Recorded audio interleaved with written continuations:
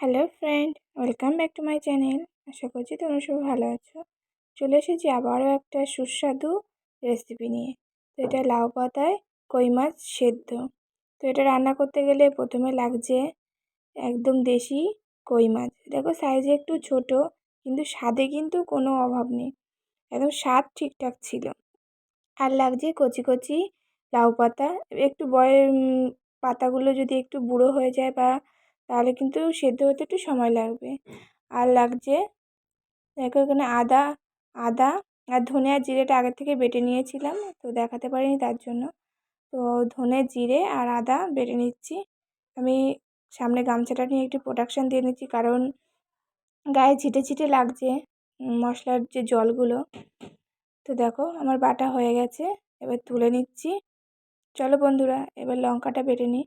বেশ খানিকটা পরিমাণ লঙ্কা দেবো, একটু ঝাল ঝাল হলে বেশ ভালো লাগে। আমি কিন্তু খাই না, তবে কি হয়েছে, বাড়ির সবাই খুব পছন্দ করে লাউ পাতায় মাছ সেদ্ধ। তোমরাও এরকমভাবে করে খেয়ে দেখো, অনেক ভালো লাগবে। তো সমস্ত বাটা হয়ে গেছে, এবার পরিমাণ মতন হলুদ, স্বাদ মতন লবণ ও বেশ খানিকটা পরিমাণ সর্ষের তেল দিয়ে দিলাম।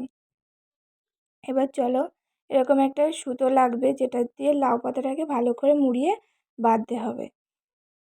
এবার চলো মাছগুলোকে ভালো করে আমি মাখিয়ে নিই মশলা দিয়ে।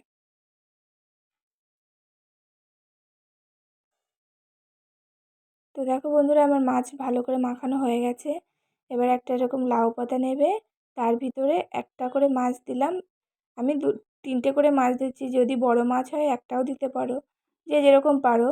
তারপরে উপর থেকে অল্প একটু মশলা দিয়ে ভালো করে মাছটাকে ঢেকে দিলাম। দিয়ে এবার দেখো কীরকম করে আমি ভাজ করছি লাউ পাতাটা, তোমরা খেয়াল করো, এরকমভাবে করবে, না হলে কিন্তু মশলাটা বেরিয়ে যাবে।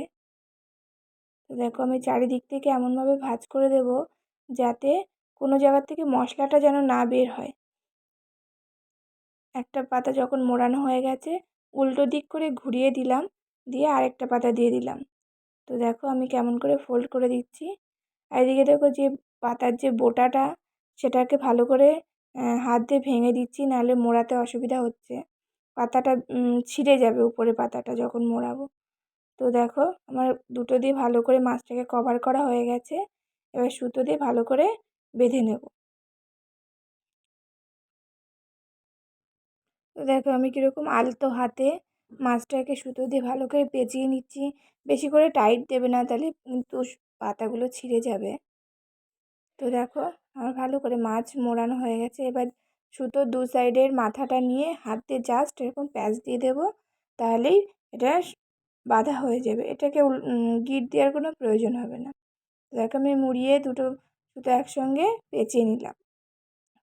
এটা দেখতে যতটা ভালো, খেতেও কিন্তু ততটাই ভালো।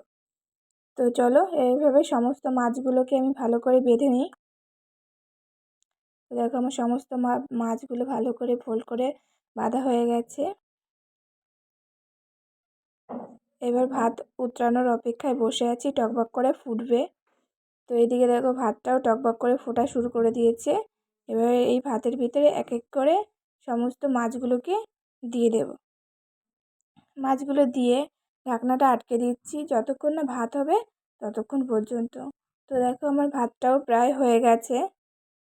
আর এইদিকে রান্না করেছি আজকে বাবুর জন্য, করেছি দুটো কই মাছ ভাজা করেছি, ও সেদ্ধ খেতে পারবে না, একটু ঝালের পরিমাণটা বেশি দিয়েছি তো তার জন্য।